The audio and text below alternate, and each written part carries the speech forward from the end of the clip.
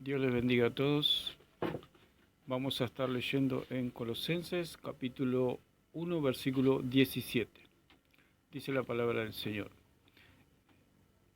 Y Él es antes de todas las cosas, y todas las cosas en Él subsisten, y Él es la cabeza del cuerpo, que es la iglesia, el que es el principio, el primogénito de entre los muertos, para que en todo tenga preeminencia.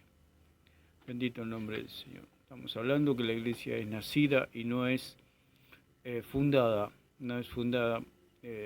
como se dice en la Iglesia Católica, que Cristo vino a fundar a la iglesia cuando Cristo vino a comprarla, porque estábamos muertos en delitos y en pecados, según Efesios 2:1. Entonces dice que en Él es, y Él es antes de todas las cosas, y todas las cosas en Él subsisten. La palabra del Señor nos enseña que Cristo es la cabeza de la iglesia y Cristo es la que la sostiene, es la que sostiene al cuerpo, es la que dice que subsiste el cuerpo porque la cabeza le alimenta. El alimento viene de la cabeza, la palabra viene de la cabeza. Dice en Deuteronomio 8:3 que no solo de pan vivirá el hombre, sino de toda palabra que sale de la boca del Señor, al igual que cuando Jesús refutó al diablo allí en el desierto, le habló solamente con la escritura y le dijo, escrito está por 3 veces, perdón. Escrito está, le dijo, no solo de pan vivirá el hombre, sino de toda palabra que sale de la boca del Señor. Podemos ver que la iglesia es el cuerpo de Cristo y Cristo su cabeza. Cristo no dejó ningún hombre, no dejó ningún representante en la tierra, no lo dejó a Pedro, no dijo que él iba a dejar a Pedro como cabeza de la iglesia, porque si un hombre es cabeza de la iglesia, es algo totalmente irrisorio, es algo totalmente que va en contra de las Escrituras. Por eso dice en Mateo capítulo 16, versículo 18, y yo también te digo que tú eres Pedro, y sobre esta roca, cuando habla roca, habla de Cristo mismo. Cristo es la roca de los siglos, según Deuteronomio capítulo 32, versículo 4, Cristo, Dios, es la roca. Si Cristo es Dios, Dios es la roca. Y dice, sobre esta roca, sobre sí mismo, Él iba a edificar a la iglesia. La roca, ya está la roca. Y sobre esa base, sobre la roca, sobre la palabra, sobre la escritura, Él iba a edificar a la iglesia. ¿Dónde le iba a edificar? Sobre Cristo, sobre la roca, sobre la palabra, sobre las escrituras. Y las puertas del Hades no prevalecerán contra ella. Cuando dice mi iglesia, está hablando de su propio cuerpo, no está hablando de una organización, no está hablando de una empresa, no está hablando de una fundación. Los católicos dan a entender que Cristo vino a fundar un club de fútbol, un supermercado, que vino a fundar una entidad de beneficencia pública gobernada por hombres, nada más alejados de la verdad. Eso es totalmente falso y mentira. Porque la iglesia no es gobernada por los hombres, sino que es gobernada por Cristo, por su palabra y con la iluminación del Espíritu Santo. Entonces Él dice, voy a edificar mi iglesia. Cuando habla de mí, habla de mí. Yo digo, yo gobierno mi propio cuerpo. No gobierno otros cuerpos de otras personas. ¿Por qué? Porque el cuerpo tiene una sola cabeza. Para la iglesia católica o la iglesia falsa, o la iglesia que se hace llamar Iglesia de Jesucristo, daría a entender que la iglesia tiene dos cabezas. Lo tiene a Jesús y lo tiene a Pedro.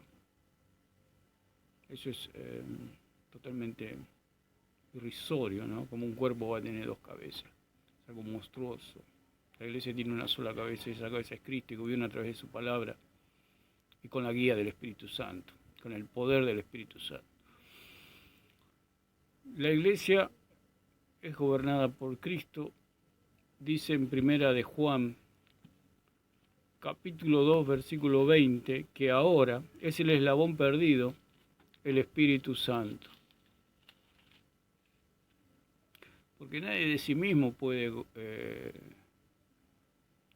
interpretar la Biblia, nadie por sí mismo, sino a no ser que tenga al Espíritu Santo, y no es que la interpreta, sino que Dios la interpreta y se la revela, o sea, Dios le ilumina el entendimiento a la persona, y la persona puede entender la palabra, puede entender la voluntad de Dios. Y dice que, pero vosotros tenéis la unción del Santo y conocéis todas las cosas. La iglesia es gobernada por Cristo, que es la cabeza, a través de la palabra, y la unción del Espíritu Santo es la que ilumina el entendimiento de la persona. ¿Por qué la iglesia falsa o la iglesia católica no entienden la palabra? Porque ellos no creen en Jesucristo, no creen en el Dios verdadero, porque creer en Jesucristo es creer solamente en Jesucristo, no creer en una iglesia. Dios no nos llamó a creer en la iglesia, Dios nos llama a creer en Jesucristo, porque a todos los que le recibieron, a los que creen en su nombre, Dios les dio la potestad de ser llamados hechos hijos de Dios. Y esto no es voluntad de carne ni de sangre, sino que es de Dios. Dios es el que nos hace nacer desde arriba. Por eso la iglesia no es fundada, sino que la iglesia es nacida. Donde hay 2 o 3 congregados en mi nombre, allí estoy yo en medio de ellos. Allí nació la iglesia, donde las personas creen, donde el hombre y la mujer creen, ahí nace la iglesia. Ahí no es, dice que no es hecho por carne, ni por sangre, ni por voluntad de varón, sino que de Dios. Por eso, así como no se puede detener el nacimiento de los hombres sobre la tierra, no se puede detener el nacimiento de la iglesia. La iglesia nace en un pueblo, la iglesia nace en una ciudad, la iglesia nace en el campo, la iglesia nace en un barco, la iglesia nace en el mercado, la iglesia nace.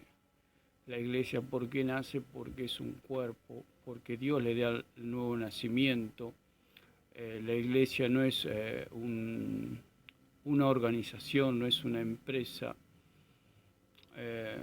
porque si fuera una organización estaría gobernada por hombres, por un gerente, por sus encargados. La iglesia tiene una sola cabeza, tiene una sola palabra, que es la palabra de Dios, que es las Escrituras. La iglesia católica no puede ser el cuerpo de Cristo porque ellos tienen palabra de hombre, tienen líderes de hombre. Y la iglesia verdadera, su cabeza, su palabra es Cristo, es Jesucristo. No tiene otra palabra la iglesia, sino las Escrituras, solamente las Escrituras. Por eso es el cuerpo de Cristo, porque obedece a su propia cabeza. Cada cuerpo obedece a su propia cabeza. La Iglesia Católica no obedece a Cristo, porque si creyeran en Cristo, sus pecados se lavarían y vendría el Espíritu Santo a morar dentro de ellos, y el Espíritu Santo los convencería que la Iglesia Católica es totalmente falsa, idólatra y pagana, y saldrían, como dice la palabra en Isaías 52:11, salid en medio de ella, pueblo mío. Así es el Señor. Cada persona que cree en Jesucristo, sus pecados son lavados y el Espíritu Santo viene sobre esa vida, como en la casa de Cornelio, que cuando Pedro predicaba, cayó el Espíritu Santo. ¿Por qué cayó el Espíritu Santo? Porque la gente que oía el mensaje creyó, y al creer sus pecados le fueron perdonados. Y al ser perdonados sus pecados viene el Espíritu Santo. Hablamos que el Espíritu Santo no va a venir en una vida sucia, sino en una vida limpia. Limpia en el sentido de que Dios nos limpia con su preciosa sangre, no porque nosotros hagamos buenas obras, sino porque le hemos creído a Él. Esa es la obra. Los judíos le preguntaban al Señor, ¿cuál es la obra? ¿Qué tenemos que hacer para ser salvos? El Señor le dijo que crean en aquel a quien el Padre había enviado, que crean en Jesucristo. Y cuando la gente cree, sus pecados les son perdonados. ¿Por qué a la Iglesia Católica los pecados no les son perdonados? Porque no creen en Jesucristo. ¿Por qué? Porque ellos enseñan y predican a la Iglesia, no predican a Jesucristo. Ellos predican que la gente tiene que seguir a la Iglesia. Y la verdadera Iglesia predica que hay que seguir a Jesucristo.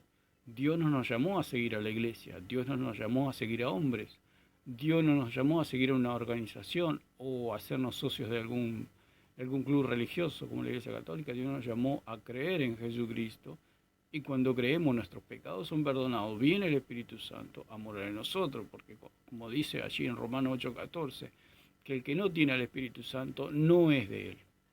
¿Por qué no tiene el Espíritu Santo? Porque no cree en Jesucristo.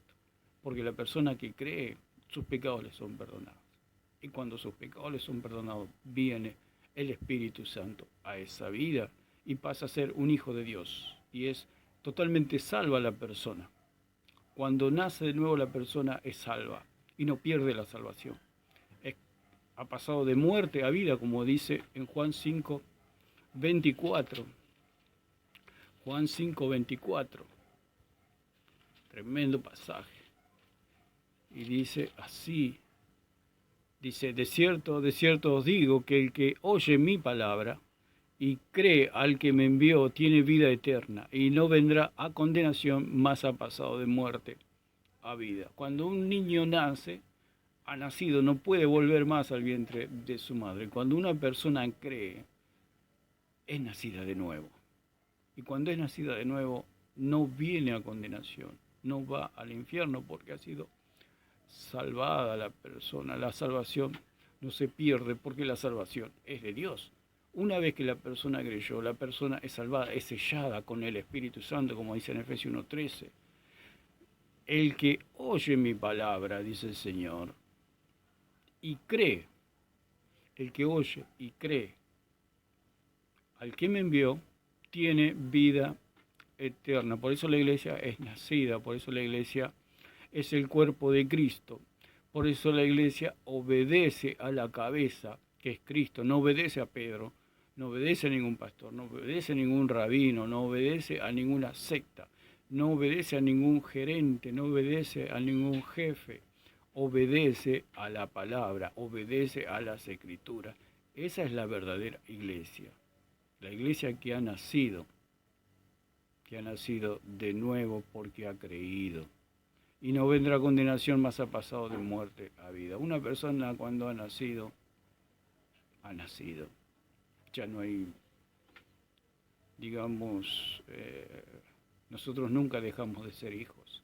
Así como nunca dejamos de ser hijos de nuestros padres, nunca dejamos de ser hijos de Dios. Y los hijos de Dios le pertenecen a Dios. Somos de Él. Por eso la iglesia verdadera está compuesta por hombres y mujeres lavados con la sangre de Cristo y que tienen al Espíritu Santo. Muchos necesitan ser llenos del Espíritu Santo, pero el día que nacieron de nuevo, fueron sellados, fueron marcados. El Espíritu Santo habita en ellos. Por eso el apóstol Pablo en Romanos dice que si vivimos conforme a la carne, moriremos, pero si hacemos morir las obras de la carne por el Espíritu, vamos a vivir.